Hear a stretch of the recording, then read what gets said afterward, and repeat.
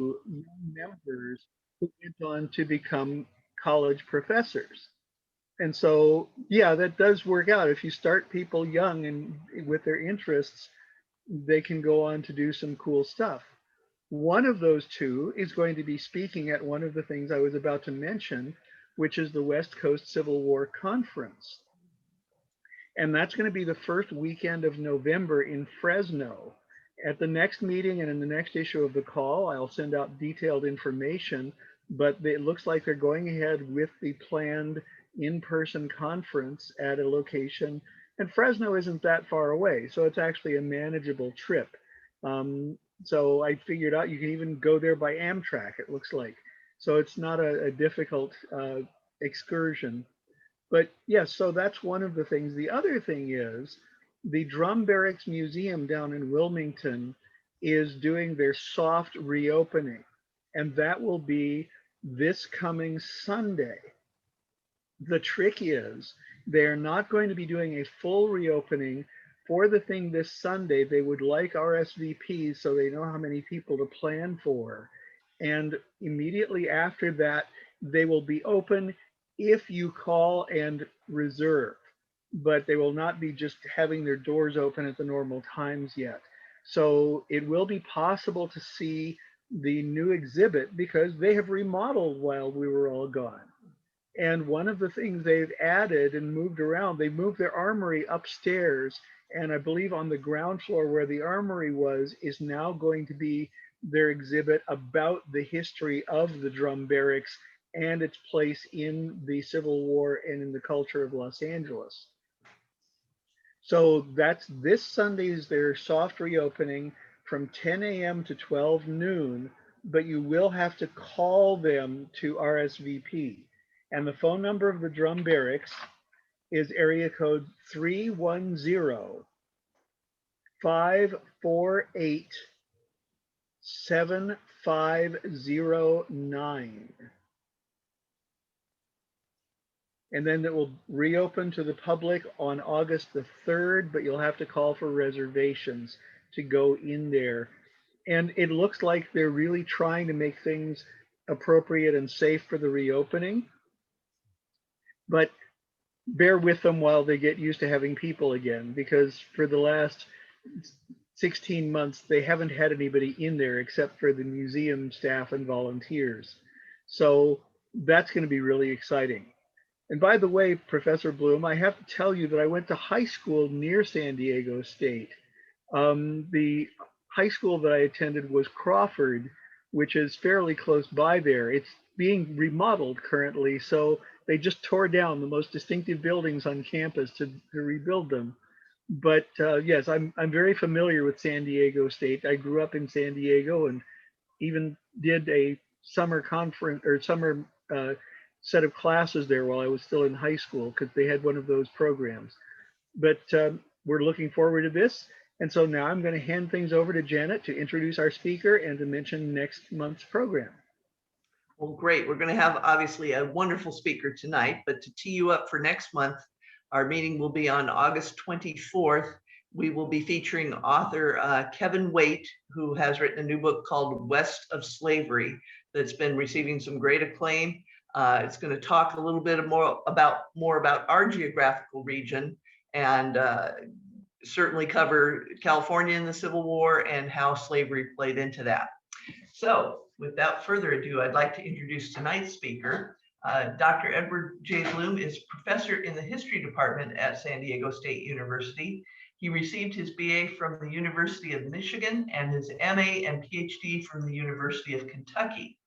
He's the winner of numerous awards as author and co-author of several books on religion and race throughout the United States history, including his most recent, War is All Hell, Evil and the Shaping of the Civil War. And Dr. Bloom has very kindly donated a copy of his book, which will be auctioned off once we are able to meet again in person. So without further ado, Dr. Bloom, the stage is yours.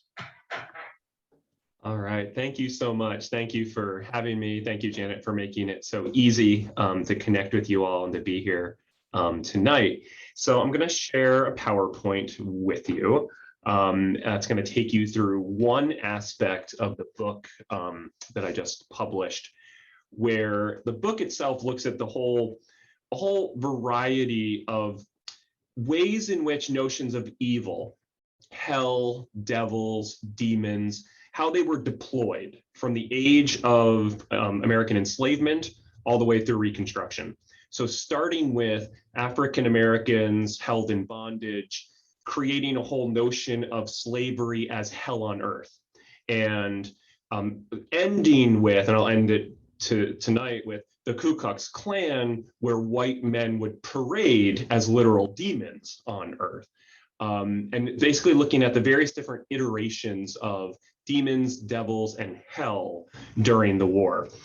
For this evening, what I'm going to talk about is this notion that war is all hell from the perspective and the experience of soldiers themselves. And so let me pull up my PowerPoint here. You know, I've been doing this like every day for a million years, and I still get funky with it. I share my screen. Let's see here. Okay. Are you seeing my notes or just the war is all hell? We're seeing your note slide. It's actually Awesome. in a smaller See, window. look, honored to be here. Very important, right? Absolutely. Move you over here. And let's try it this way. Nope. And yeah, we don't have you yet. And by the way, I do want to mention while that you're getting that corrected, that I have muted everybody else's audio so that we can focus on what you have. So if there is somebody that has a comment or question, please just post it in the chat. I will open the audio so that people can unmute themselves and to ask questions directly once we're finished with the presentation. So we're still seeing your presenter slides in there. There you go. Now we've got the right one. I am a hero of clicking and figuring it out. Eventually it will work. Oh my gosh. You should see, like, so many times during when I was teaching this last year, like, you know, 10 minutes in, students be like, did you want to be sharing your screen? And I'm like, oh my goodness, like for the millionth time. I got better at it, but I was still quite poor. All right, so the book is War is All Hell, The Nature of Evil, the Civil War. If you want to get in contact with me, my email address is at the bottom. I'm also on Twitter. I'm not big on Twitter, so I have like, 10 followers or something like that. And I don't check it too often, but if, there's announcements or things there, feel free to share them with me. And tonight, what the talk I want to share is called Demons of War, the Evil Experiences of Civil War Soldiers. But before getting into evil, I think it's really important that we all meet Christopher Patrick Bloom, the latest, born on the 4th of July, 3 weeks ago. That's our newest little dude. We have 7 kids. And so he's here, he's happy, he's eating, he's healthy. We're all very excited. So there he is.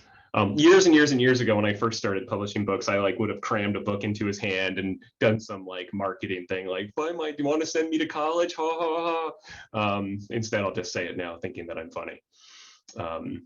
All right, so it is an absolute honor to be here because we're going to get to talk about this notion from the Civil War that we all are familiar with, from General William Tecumseh Sherman, who in 1880 was giving a speech in which he followed a number of august speakers themselves, and who all talked about basically the glory of war.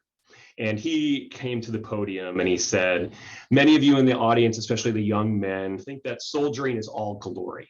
And he wanted to dispel that notion.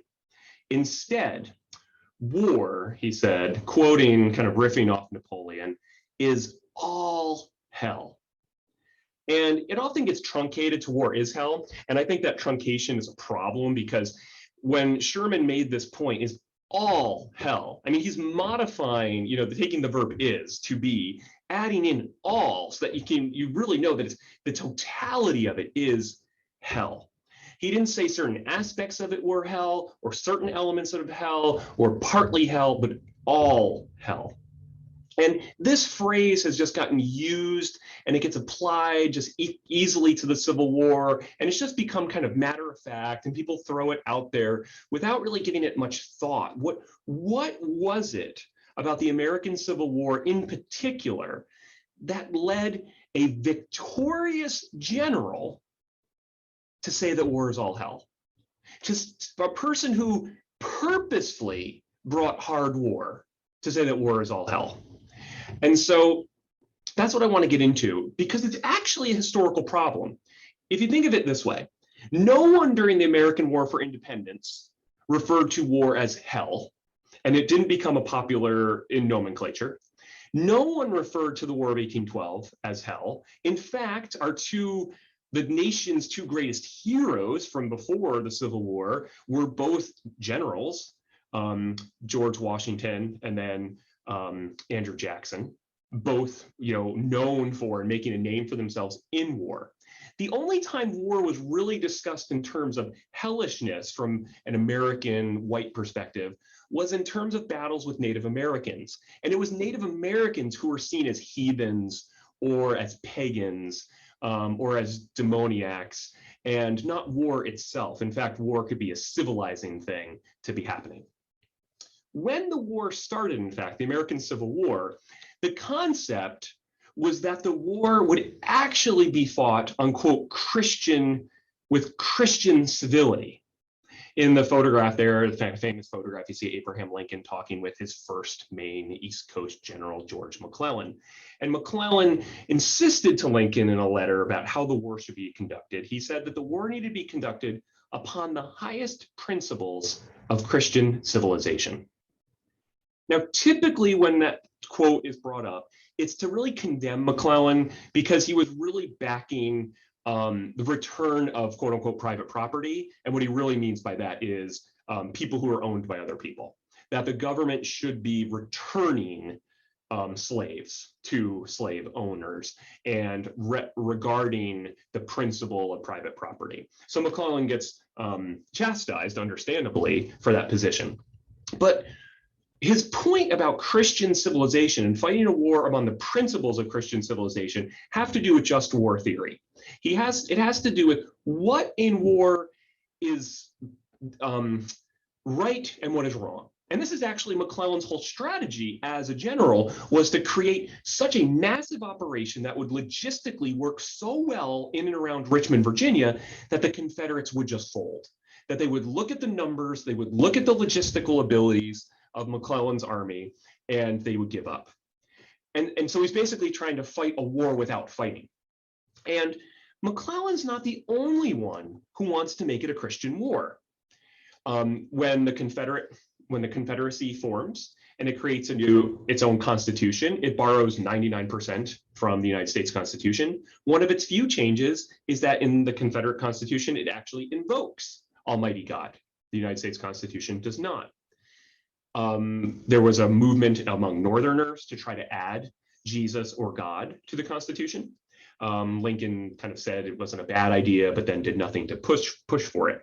Both the Confederate government and the Union government created expansive chaplaincy programs to try to Christianize the men and to keep them Christian, those who are already Christian. And I want to share a quote with you from a guy named Charles Johnson, Charles Johnson was a soldier from Pennsylvania, and we're going to come back to him later. But he wrote to his wife at the beginning of the war. He said, "I hold most emphatically and seriously that no man dies until his allotted time. His allotted time has ran its course. If the Lord wills that my days are near an end, saltpeter will not save me. And on the other hand, if he, God, decrees that I should live for years to come, all the balls in secessiondom cannot carry me off before he is ready." Okay, this is a really important statement because basically he's invoking this concept we know of as providentialism. Providentialism is the concept that ultimately God is in charge of everything, that everything that happens, God has a plan for everything, and God, knows how many hairs are on your head and a leaf falls, and God knows. And so God allows all of this. And if you notice in his quote, he says, here's what can't change. God is more important than saltpeter. Okay, saltpeter, this necessary element to create a bullet, basically the firing of a bullet. And he says, no, the balls of secessiondom. Okay, so whether it's bullets or cannons. The material artifacts of war cannot trump the will of God, the providence of God. So providence and God's plan are above human-made artifacts, including human-made artifacts for war.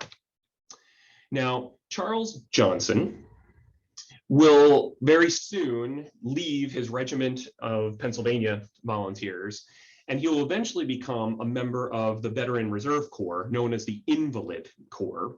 Not pejorative at the time, but became kind of a not nice kind of phrase, because he himself suffered, was shot during the war and suffered other privations, and so couldn't fight in combat, but wanted to participate, wanted to join the military. And in fact, this is the Veterans Reserve Corps was the first federally funded service, federally funded disabled people as government employees.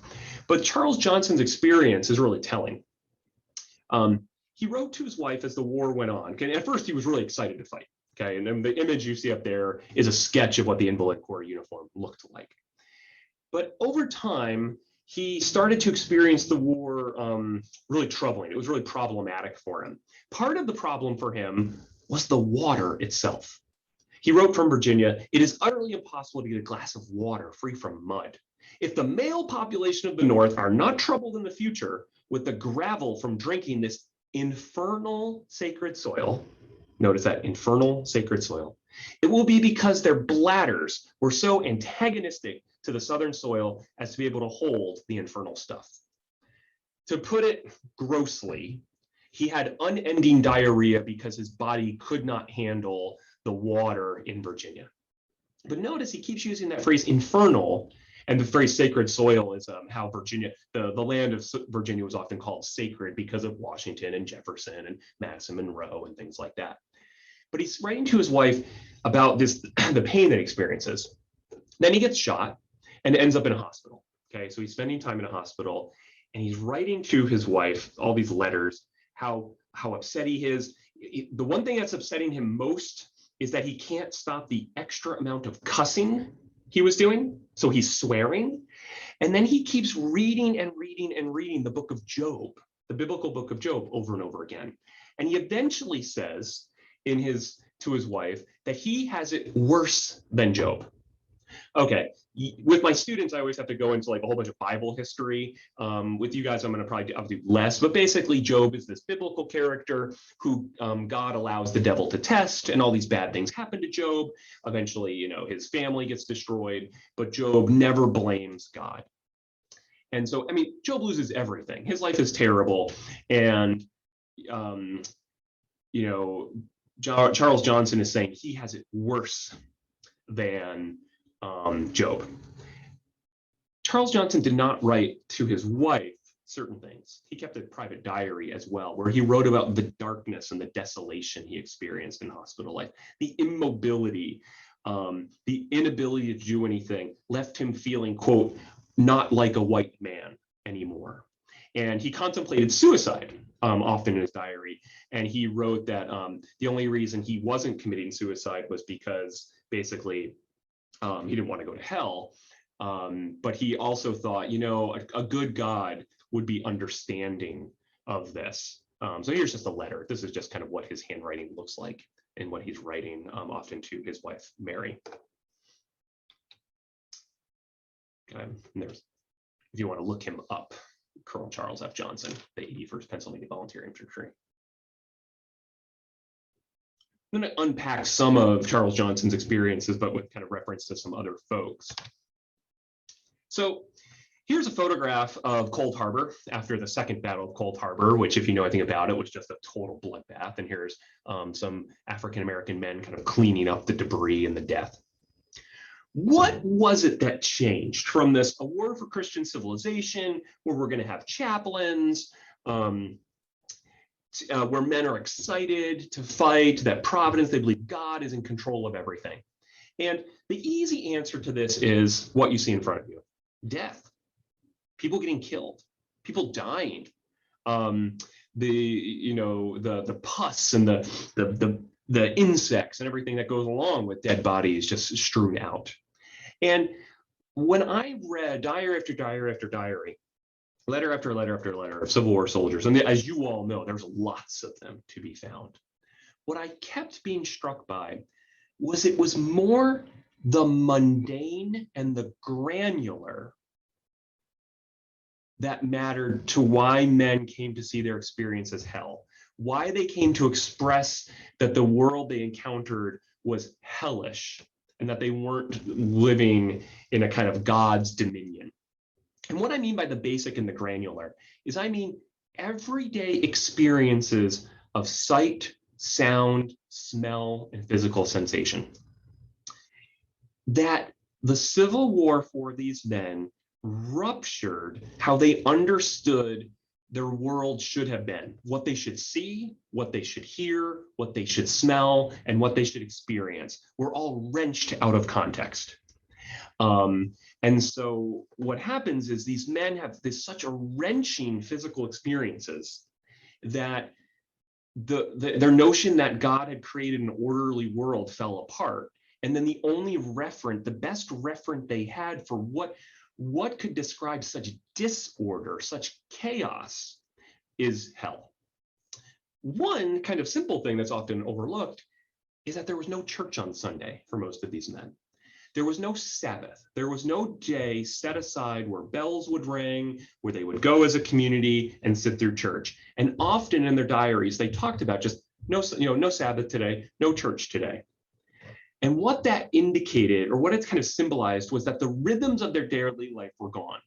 What they had done before, week after week, day after day, month after month, was now different, was now unique, was now distinct.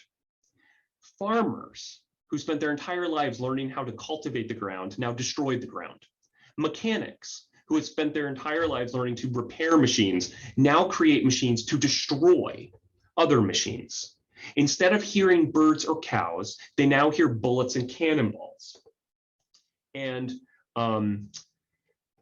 one soldier named Louis Bissell wrote in a letter to his brother, "Thousands of acres of woodland have been cut." This is when he would walk around. "There were holes where a cannonball had passed. The first thing that attracted my attention was the slaughterhouse smell caused by the men. It was a sickening sight." See, a slaughterhouse should smell. Louis Bissell knew what a slaughterhouse smelled like, but it shouldn't smell of men. It should smell of cattle and pigs. So the sight, so seeing woods destroyed, and I don't have it here, but if you look at the photograph of the hellhole in Georgia, it's not a photograph of people, it's a photograph of destroyed trees. So over and over again, I found that these men, it was the bullets and the cannons exploding, like hearing that.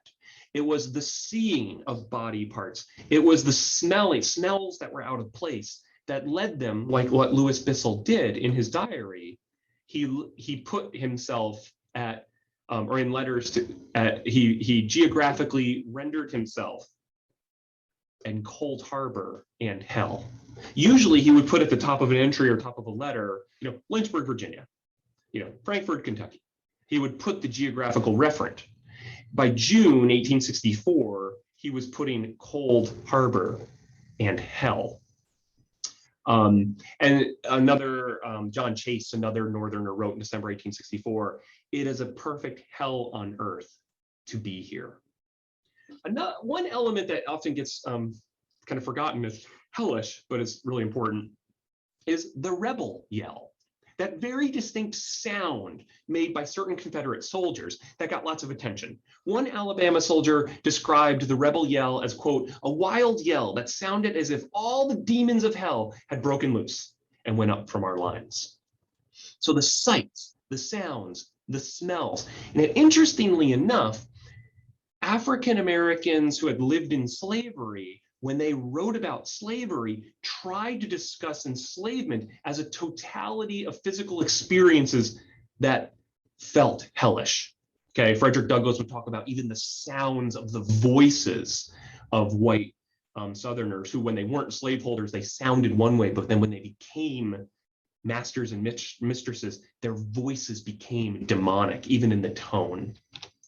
So this notion of calling things hellish even gets applied to constructions. Okay, so here's a photograph of the war for the Union, and this is of at the siege of Petersburg, Union soldiers constructed Fort Sedgwick.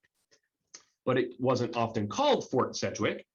It was often called Fort Hell. So here's the back of that photograph. You could buy the photograph. Soldiers' quarters in the Union Fort Rice, adjoining Fort Sedgwick, quote unquote, known as Fort Hell. Confederates built another fort just kind of across from there, and it became known as Fort Damnation. And the reason Fort Hell and Fort Damnation got those monikers, got those names, is because they were too close to the rival side. So it was a good place to get shot at, to be unendingly hear the sounds of war. Another element for how the Civil War experience as hellish, and you all know this probably quite well, is prisons and prison life. Before the American Civil War, the United States does not have a large prison system. We certainly don't have a prison system for prisoners, or excuse me, for soldiers. And so then the war starts, and as you all know, typically after a battle, there would be exchanges. So rather than taking a large number of prisoners, you would just kind of exchange back men. But as the war intensified, and particularly intensified because of the Union move toward emancipation, exchanges became less likely and happening less. And what happened is ultimately about 700,000 soldiers end up in some form of imprisonment. And when I looked into the writings from prisoners, they used phrases like prisons were called the confines of hell, referred to as this living hell. One prisoner said it was the closest existence to a hell on earth. Okay, now none of these people had experienced actual hell, right? This is just their way of trying to explain how bad this experience is. So what is it about being in a prison? Well, interestingly enough, the way these white men describe being prisoners mimics how they understand enslavement to work. These men are put in shackles. They have their possessions taken from them. They have to live amidst the elements or whatever is given to them. Their time and duties were controlled by others. When men would die, there'd be no name listed. This is how these white men understood slave lives to be. If you read Uncle Tom's Cabin, this is what Uncle Tom's life is. When he gets sold, he has his possessions taken away from him. And also, many of these men living out exposed, their skin oftentimes became darker. And in fact, there are a few occasions where prison soldiers attempt to escape, claiming to be African American slaves. Okay, that they're doing a duty, they're not actually prisoners. And Captain William Wilkins put it this way about what Confederate prison leaders wanted to do. The fiends desire, in order that we may be disabled from rendering fully further service to our government. And yet these are white men like ourselves and pretend to be civilized and call themselves Christians. So the things that are being done to them, how could white men do this to other white men? How could Christians do this to other Christians? And so on one hand, they understand, how is this hellish? It's hellish because I'm experiencing a dependency, a violated dependency, that the only other people in existence that experience this, in my knowledge in the 1860s, these people at the time, are African Americans owned by other people. Now, another referent for this is Dante's The Inferno, which was not a terribly popular book amongst Americans. Paradise Lost was much more popular, and in War is All Hell, I talk a lot about the use of Paradise Lost. But George Irwin Comstock, one soldier, wrote from prison, he said, that the hot steaming sands underfoot, a place not unlike Dante's Inferno, where you freeze and fry alternatively. He wrote that it's like the doom the Inferno offers at the beginning, all hopes abandon, ye who enter here.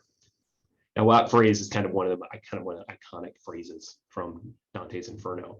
This is a political cartoon you see in front of you from 1872, from the presidential election of 1872, when Horace Greeley is running, who had turned from a Republican to become a kind of liberal Republican Democrat. He's running on the platform of let us clasp hands across the bloody chasm, that he wants to peace after the war, 7 years after the war. And this political cartoon is mocking him by saying, here he is trying to reach over the bloody chasm of Andersonville prison. Whoever entered here left hope behind, using the Dante's Inferno reference as a kind of to point toward Andersonville. So that even after the war, years after the war, this notion that prison life was a hell on earth was a hell kind of continues in American political culture.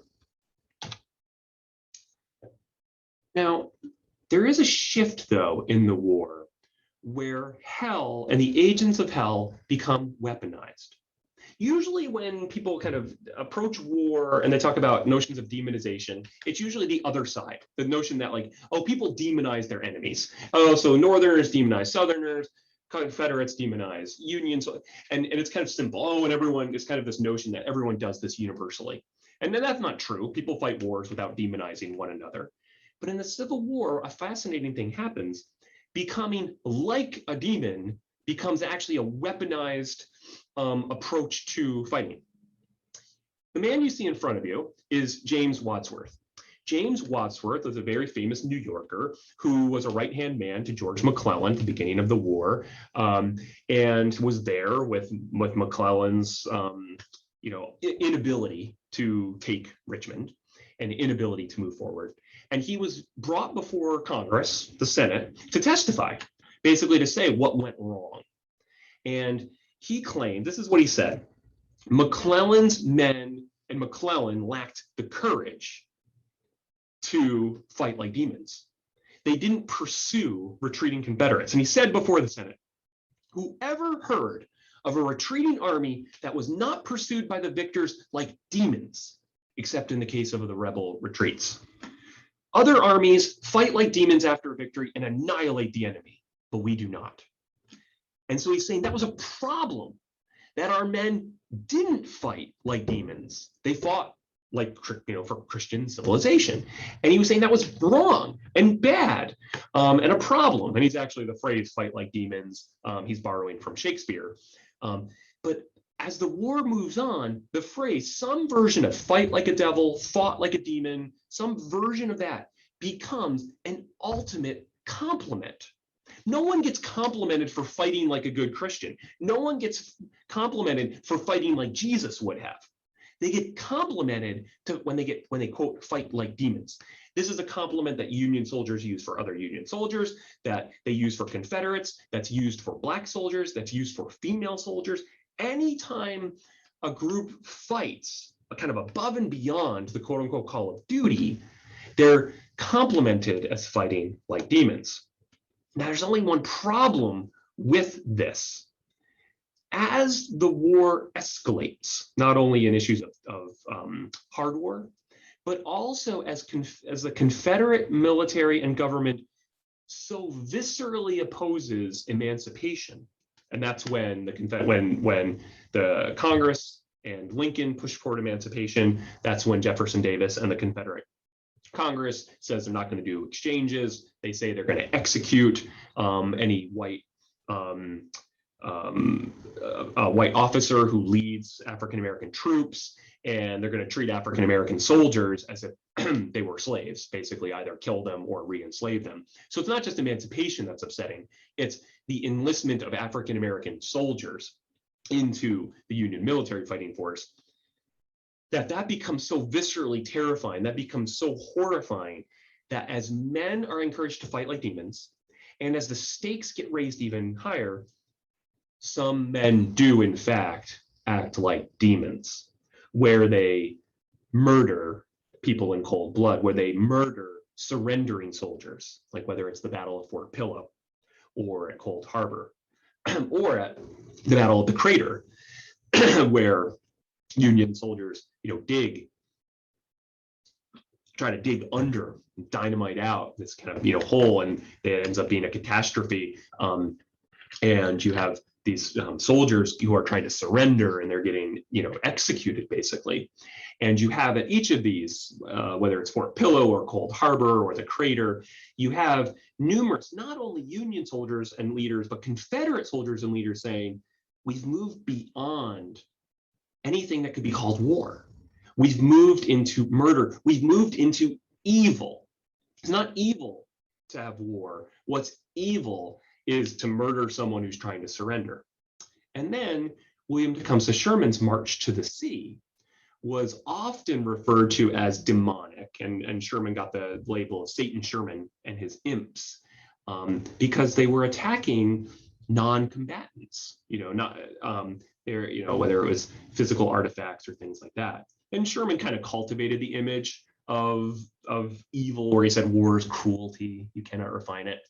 But someone who also took on this notion of a devil was Nathan Bedford Forrest, who during the war became a guerrilla and who had no problem shooting surrendering soldiers, whether it was at Fort Pillow. And Nathan Bedford Forrest would be an important character in the formation of a group of men who, when the actual war ends, don't stop fighting. And that is what we know as the first Ku Klux Klan. This group of vigilante terrorists who refuse to put down their guns even when the governments surrender, and they cowardly sneak into, as this image from Harper's Weekly shows you, this drawing, into African American homes and shoot. And you'll notice how the men hide themselves. They use these apparatuses, and they would have horns. And we know that throughout the South, Ku Klux Klan members would present themselves as demons in disguise. And we know this because of the Ku Klux Klan hearings, where there's all this testimony from white and black Southerners talking about what they experienced. And over and over and over again, in Georgia, in Florida, in South Carolina, in North Carolina, in Kentucky, all over, white men were hiding their whiteness and presenting themselves as demons in disguise, claiming they were from hell, claiming they were riding, horses from hell, and doing it in order to terrorize African American voters. Now, what's fascinating about it is those costumes actually became pivotal to the legal case, because what the federal government had to prove in the Ku Klux Klan hearings was cross-state conspiracy. Because if one group is doing bad stuff in Alabama, the federal government really can't do anything. If one group is doing something bad in North Carolina, the federal government can't do anything. But if men in Alabama are working together with men in North Carolina, boom, then the federal government can walk in. So how do you prove conspiracy? How do you prove this secretive organization is actually working together? Well, what Republican lawyers do in all of these trials is they ask the black men and women, they ask the white men and women, what were these men wearing? What did they say? And they find so much overwhelming similarities in the things that they say that they prove cross-state conspiracy, which allows for the passing of the Force Acts, which ultimately destroyed the Ku Klux Klan. Now, hardly anybody goes to jail. There's basically no justice, but the first Ku Klux Klan does die, and in part because of their own, their own kind of idiocy. But this notion of embodying hell on earth actually becomes a positive for them. So they're not fighting for Christian civilization, they're fighting to make hell on earth. So we start the war with the Confederacy putting Almighty God in their constitution. And when the war is over, we have white men dressing up as literal devils, trying to kind of terrorize the Southern landscape. So that's just some of the kind of experiences and reasons for deployments of hell and devils and demons throughout the war. There's a little close-up of, if you want to see the horns. There were other things Klan members did. They created these weird contraptions where it would look like they were on fire, and they douse it with water, but the water wouldn't touch the fire, and just keep giving it water, but it wouldn't put the fire out, trying to prove that they're actually literally from hell. Okay, now, because everybody tells me I want to sell books. Where can you buy this amazing, beautiful book? You can buy it at Amazon.com. It's expensive. It's like $45 at Amazon.com. That's a bummer. You can get it on Audible there as well. You can also get it for 30% off and free shipping from the University of Pennsylvania Press. You just have to go to their funky website and put in a discount code and all that good stuff. I know, like, the whole world is putting in discount codes, and like, I don't know about you all, but I find it just like tiresome and infuriating. And if you'd like a signed copy of the book for $40, no charge beyond that, you can email me and we can arrange that. I can send you a copy and sign it for you. You can also buy it as an ebook. It's cheaper as an ebook. Tomorrow, I'm giving a talk with the Civil War Roundtable Congress at 4 p.m. They do want people to register, so if you want to go, there's that little website, all that good stuff. I'll leave that up there for a second. So if anybody wants to buy the book or go catch the Civil War Roundtable Congress tomorrow, that'll be a completely different talk. Very little of what I shared today will be in that one. Okay, now you're going to tell me I was muted the whole time. Please tell me I was muted. Nope, we heard you. We heard you just great in there. So are we ready for questions, or? Do it. Let's go to questions. Let me okay. Let me stop sharing my screen. Stop share. How do I stop sharing you? This is where I always get confused. If anybody knows how to stop sharing it, you can tell me. I'll stop yours and then I'll stop mine. And there you go. Awesome. Thank you. Okay.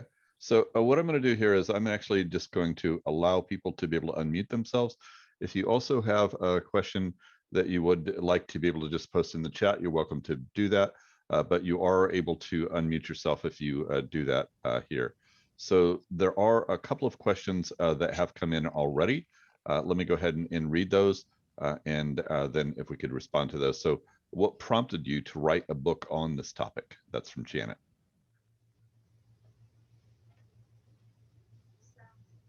Now, actually, we do have your audio. Yes, I figured, yes, Okay. like a genius. Okay, so there's a whole bunch of different reasons I chose to write this. Partly my first book, I started my career as a Reconstruction scholar. So I've done all this stuff around the Civil War. And in my field, in American religious history, everybody writes about God. Everybody writes about Jesus and how, notions of God, notions of providence. And I kept thinking, like, man, the devil really doesn't get his due. And there's all this stuff I'm reading where people are talking about the devil and evil all over the place. And what it led me to think is basically, like, for some reason, dealing with notions of evil is really hard for people. That, basically kind of, why do bad things happen? Why do people do bad things? That these are things just people want to very kind of brush off or not get into. And so I wanted to explore it, like, but wait, I really want to get into when Sherman says war is all hell, what does he really mean by that? And I also had I have my own personal life, kind of things happen, things that people would call, were evil. And I really wanted to wrestle with the differences.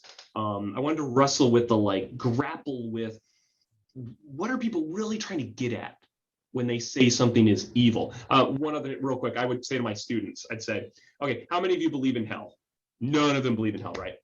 How many of you think Hitler's in hell? Every one of them thinks Hitler's in hell. And it's like, okay, let's deal with that problematic, right? You don't believe in hell, but you believe there needs to be a place for a guy like him. So let's get into that. Okay, so that's my kind of why I wrote about it. It's just fun. There's lots of fun stuff. Another question from Janet. Did the chaplains of the Catholic and Jewish regiments have to deal with the same trend during the war? That's a great, I imagined this book to be really, really big at one point and was going to do a lot with denominational and broader religious differences, things like Catholicism, things like Judaism. what I found was there wasn't much different in the way even Jewish white Southerners wrote about their experiences, that they used a lot of the same idioms when it came to hell and to demons and devils, which led me to think that notions of hell, notions of demons, and notions of devils were less about one's particular religion and more about the broader American culture, which is why Paradise Lost, Dante's Inferno, Shakespeare were actually the things people quoted from when they referenced the devil, or when they drew pictures of the devil. They're from European folklore, not from the book of Matthew and things like that. Because if any of you read your Bible, you know the devil's not like a big player, except when we get the book of Revelation. He's not really the devil really isn't in the Bible that much. But I found Jewish and Catholic people and chaplains using all the same types of rhetoric. Another question here, this one from Roy. What are the significant differences in the perception of hell and evil between the original KKK and its emergence in 1915, or reemergence in 1915? All of these are great questions, and that is the Klan of the 20th century rebrands itself as a Christian organization, where they don't dress with horns, they carry around crosses. Okay, they've got the pointy hats and things like that. They dress in white versus the Reconstruction Klan dressed in dark. And the difference largely is the one was a secretive nighttime violent organization. The other one was a parading performative organization. One claimed a Christian mantle, the 1915 one moving forward. The other one claimed a diabolical mantle. And it's interesting, the second Klan, 1915, they claimed they wanted to be saving the United States, from and versus the first one is they wanted to plunge it in, they wanted to plunge it into chaos into the South. So that rebranding is super important, and it happens in the novels, the Klansmen and others in the 1880s and 1890s. But yeah, that, and then this notion of the Klan is kind of white supremacist Christians, that's that 20th century Klan kind of won the image war over the first Klan. Next question here from Martha. Does your book talk about how each side justified their actions by claiming they were on the side of righteousness? Yes. So I wanted to look, part of that is demonizing the other. Okay, so I'm the good guy, you're the bad guy. And then how in particular do you demonize the other? Which gets complicated, right? Because if you're in the Union, you don't just want to say those Southern white people are just horrible, they're demons on earth, and we should kill all of them. Because that's not why you're fighting the war. You're fighting the war to keep them, right? You want to keep them in your country. And Confederate whites, they referred to Northerners not as demons, but as vandals, okay, invaders, okay? And so what's interesting is that part of it, so you demonize the other, and then what is it they're doing that's evil? And this is why Paradise Lost actually becomes really important. Union, they say, you know what, you guys are just dupes of the devil. You're not the devil, you're themselves. Okay. So to justify your own self-righteousness. Yep, exactly. Your own, so you guys are in the wrong, and what I am doing then is what did Robert Penn Warren call it? The treasury of virtue. So your wrong, slaveholding, makes my wrong in Boston, racial segregation and violence toward African Americans, kind of, we can forget about that. We can have amnesia about our own wrongs. Next question here from Mike. Where did you do most of your research? Oh, I was all over the place. University of North Carolina, Duke University, Wake Forest. The best archive, actually, that because nobody goes there, was the Filson Historical Society in Louisville, Kentucky. And I found the coolest stuff there. I mean, I found a woman Sarah Bodley, who had all these children die. And she changed her name from Sarah with an H to Sarah without an H. and didn't change it. Like, you don't change your name in the 19th century legally. She stopped signing her name that way. And if any of you know the biblical story, Sarah doesn't have an H until God promises that she would have a child, and then she gets an H. And so, like, oh, I was sitting there reading, I like started weeping in the archive at this, like, when I put it together, that she took the H off because she had lost all these kids, and largely to tuberculosis and things like that. And so, but yeah, I was all over. I tried to go to archives, and that my fellow Civil War historians were not going to, all over the place. You know, the Iowa State Archives, the Kentucky Historical Society as well was another really great place. But yeah, this was a long book. It's a short book. It's only 150 pages, but it was a long time in researching. Okay. Next question from Fernando. Do you think the Civil War was the last of the Romantic Wars fought by knights and became the first of the modern wars, where the destruction of the will of the enemy, military and civilians, was a key development in its objectives? Yeah, Fernando. I mean, all of you are hitting nails on heads. That, yeah, these men go into the war with this kind of like this illusion of what it would be like, and they didn't you know, Ken Burns does such great stuff with this. They didn't know that, they didn't realize technology had changed so significantly. They didn't realize that there'd be so many people lined up. So you go in with this heroic notion and an individualistic notion, and then you're put into a group of men and told to march all at the same time and eat the same thing and have no individuality at all. And so it was upsetting for these men, and the governments had to figure this out. You know, Lincoln didn't know anything about military operations. None of the generals do anything. They'd fought a war in Mexico that was easy in 1848. So they didn't know how to operate anything. They're learning on the fly. So then when they actually figure stuff out 3 years in, and Ulysses S. Grant is like, you know what? I know the ratio. It's 2 to 1. 2 men enter, 2 men attack, or you attack, 2 men of your die for every one of theirs. So we got to just send in more dudes. Like, they figure out the calculus of it. But yes, and so then what happens is it's like, oh, so we're all a bunch of butchers and that's the only way to win. Europe goes through it too. And then the ultimate expression of this, right, is World War I and World War II. But yes, I think that's a good way of putting it. From romantic to modern. Next comment from Brian. I'm curious as to how your students respond to this topic. So I've taught classes on the devil and evil in American culture, and students totally geek out about that because we started the Salem witch trials, and we end with like the unending number of like movies about the devil made me do it. I mean, it's just a whole industry. Every movie is exactly the same. And the Civil War is actually really fun because nothing's simple in the war, right? It's neat how the devil gets cast in so many different ways during the war versus like in Salem, the devil's just bad, and that like today, the devil's just a joke, largely. So the war is kind of this weird moment where people believe, but then they also have they can use the devil in lots of different ways. When I teach the Civil War reconstruction itself, I don't talk a lot about my own research, partly because we just don't have the time. I'm dealing with many more things like Lincoln didn't free the slaves, people owned by other people freed themselves, and then the United States Congress.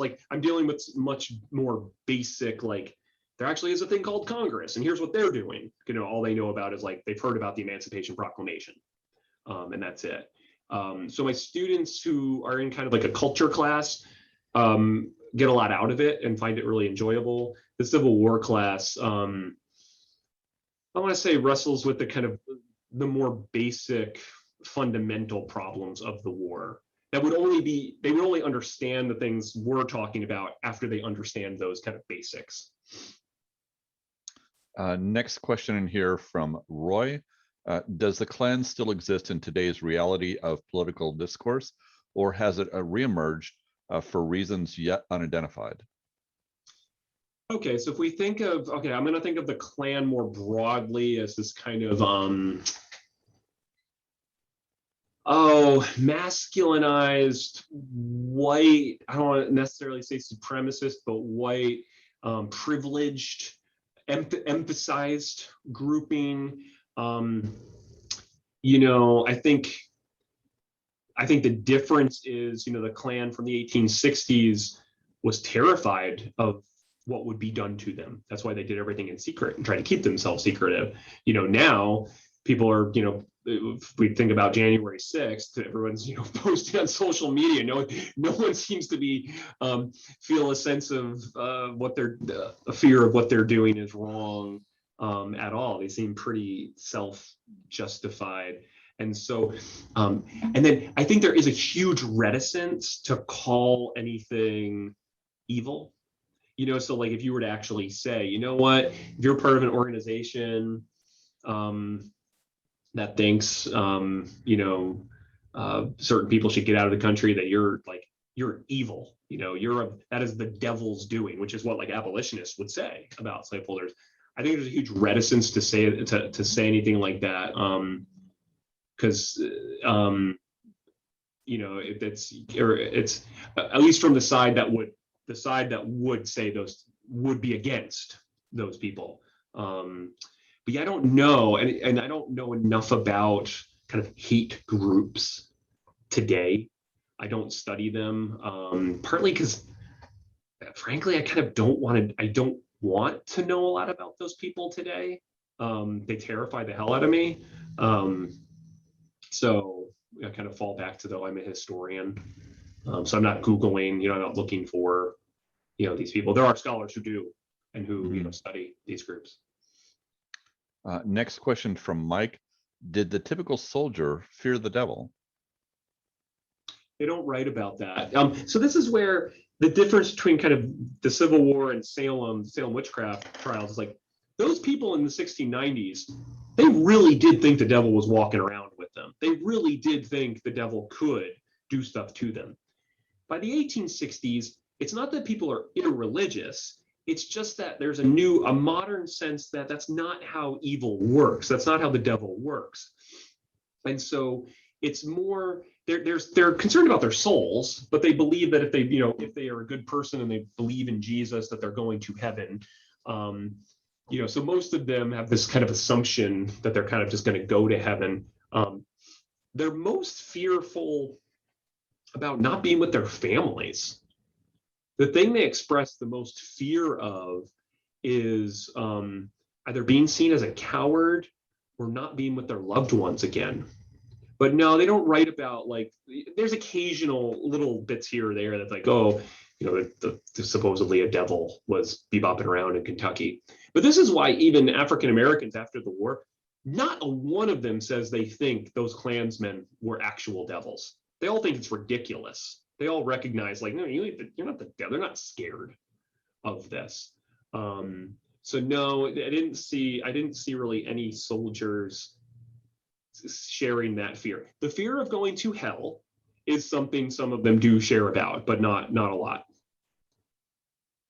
I actually have a question for you, just on a personal note here. When I was in the Navy, I actually served 8 years as the chaplain's assistant, and I found during that time that you would see people that when they entered the military, their faith would grow or their faith would diminish depending on their circumstances. I never served in a combat area or anything, so I don't have any of that to speak with. But in the research that you've done here, did you find that the faith of the soldiers that were facing combat was increasing, decreasing? Did it stay the same? I mean, you talked about that a bit tonight. I'm just curious about what your thoughts are on that. You know, that's a great question. And so what I think, it did not, a few people talked about diminished faith, but they bounced back very quickly. Like they would write about, you know, some even white Southern slaveholding women would talk about, like, you know, made me question my belief in Jesus. And then 2 months later, they're at church, they're doing all the same things they did before, saying the same prayers. So I don't think the war actually troubled anybody's, their faith in God, in kind of Christian tenets. They were really reflecting about how to express their experience in this world. They were trying to find a way to express what life was like here. So it's a hell on earth. And so, if anything, what I think the war did was it did not push an obsession in the afterlife. It did push obsessions with this life. Okay. And so even though there was a best-selling novel after the war, Gates Ajar, which is all about kind of rethinking heaven and things like that. But these soldiers, they're the people I'm reading, things like that, they're obsessively talking about this worldly things. It's not until the late 1870s that we see a huge upsurge in premillennialism, where we see an upsurge in people obsessing about life after death. And that really is about this guy named Dwight Moody. This guy, Dwight Lyman Moody, is a revivalist who basically he convinces people, stop thinking about this world and think about the world after. But so the stuff that I read really showed people really locking in on my experience in the here and now. Next comment from George. Excellent subject and presentation. Best question of the night. A question from Janet. Did the Protestant chaplains utilize the devil as a major impetus for religious revivals among the soldiers? They used the concerns about drunkenness, frivolity. What were the like personal sins as like avoid those, and believe in Jesus. But now, it was they did a little bit use the like you may die tomorrow, but not a lot. Chaplains, you're not going to get a lot of soldiers coming back to like, because it wasn't compulsory. You didn't have to come. So you're not going to get a lot of people coming if you're talking about like, hey, you're going to die tomorrow. It's like, So it was a lot more like, hey, don't smoke, don't swear, and, put your faith in Jesus with a wink, wink, nod, nod, you might die tomorrow. Question from Brian. Did the soldiers come to see themselves as doing evil to achieve a greater good then? That fight like a devil, to win. They didn't really put it that specifically. They seem to actually kind of like take the positive of just like, yeah, we fought like demons. Kind of like you can go to Duke, right? You can go to Duke University and be a good Christian and call yourself a blue devil. You know what I mean? And so It's not that distanced from evil, but it's a little bit distanced from evil. They didn't see themselves as, oh, we're fighting like a demon. Oh, I'm a really bad guy. And so they definitely, the notion of a great and good government was huge. And that's how they justified how the Union justifies. They basically map on Paradise Lost onto themselves, that they are the godly government. And the Confederates are the Adam and Eve who are duped by the serpent.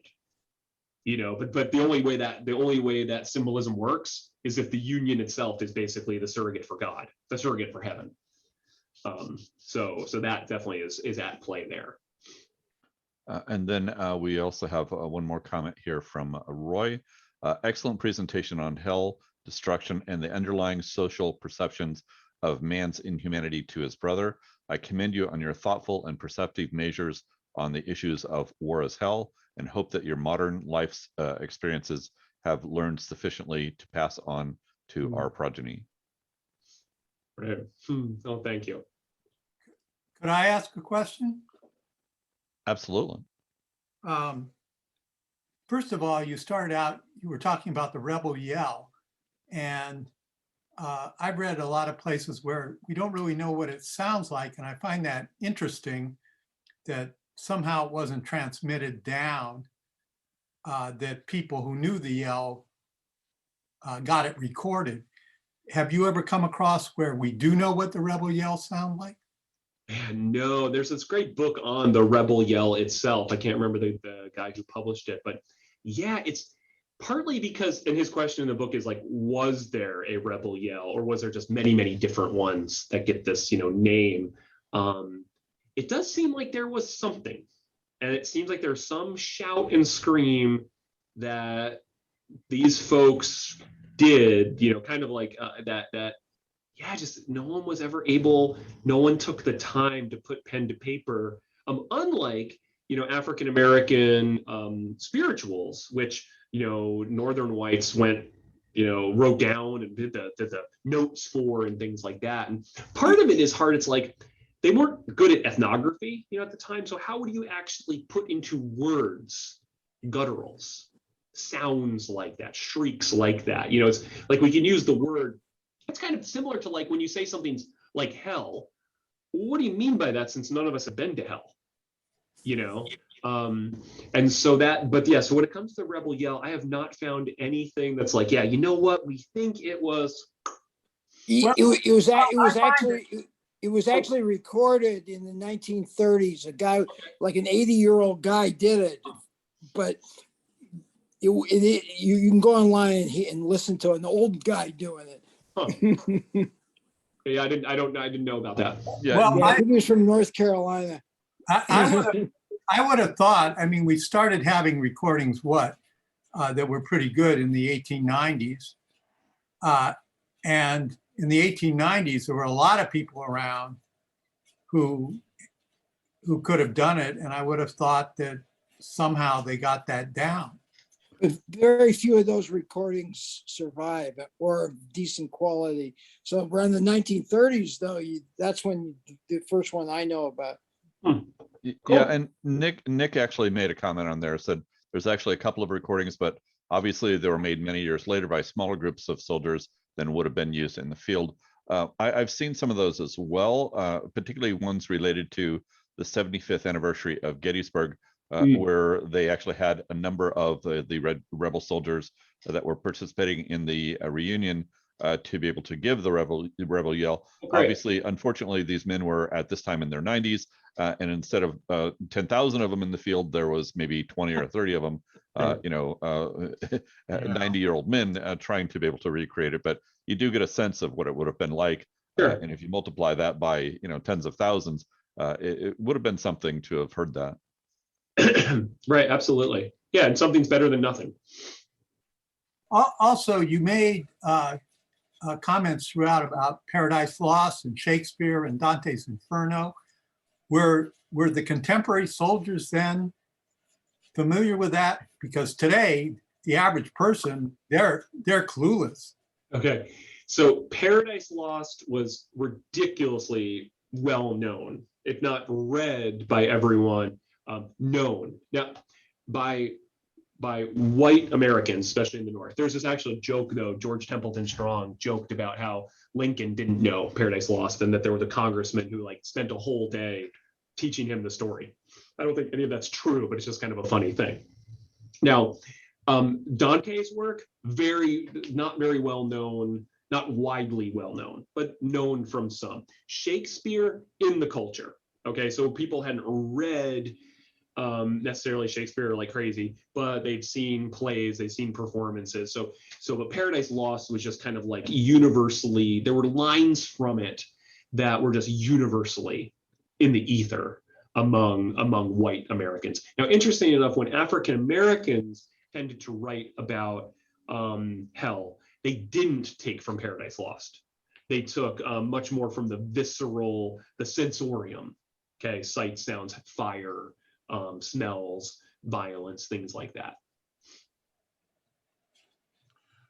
David, well, Edward, actually, were there any indications of war as hell brought to the foreground by Walt Whitman and his experiences in the hospitals that he attended to? Yeah. And the troubles that he went through in his own mind with all the devastation was going on at that time? Did he write about that? Yeah, one of his essays was titled something and other hell scenes. When he talks about how the real war won't ever be written, he talks about how it's darkness, it's infernal. So Whitman definitely uses that. Ambrose Bierce uses it the most. Where the end of an occurrence on Owl Creek, it's questionable whether the child, the mute child in one of his stories actually might be the devil. But yeah, the devil haunts Bierce like crazy, and then we get he ultimately writes the Devil's Dictionary years later. But so yes, it's there. The notion of this overwhelming darkness is there in Whitman, all over the place. Yeah, I know he wrote quite a bit about it. Yeah.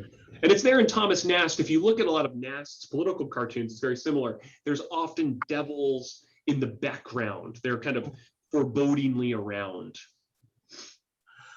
I don't know. I know you mentioned several books that have been written about the Klan in recent years. The one I'm reading right now is called The 100% American by Thomas Pegram.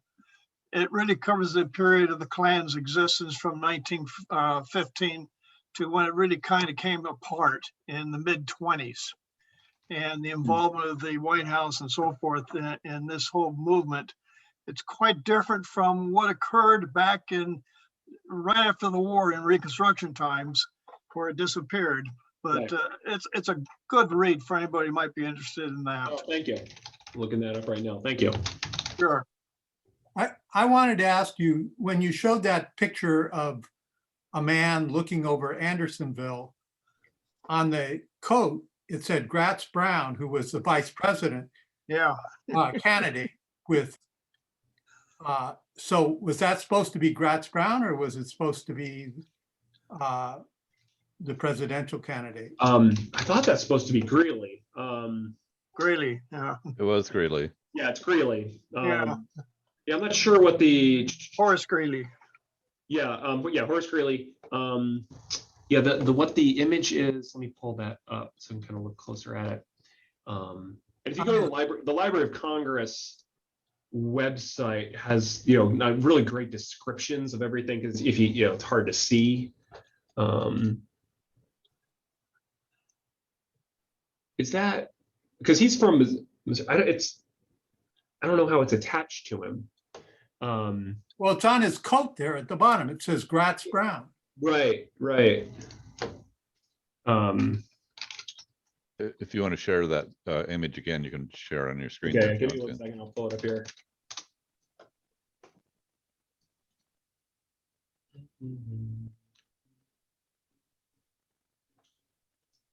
Yeah. Here we go. Here, let me share my screen.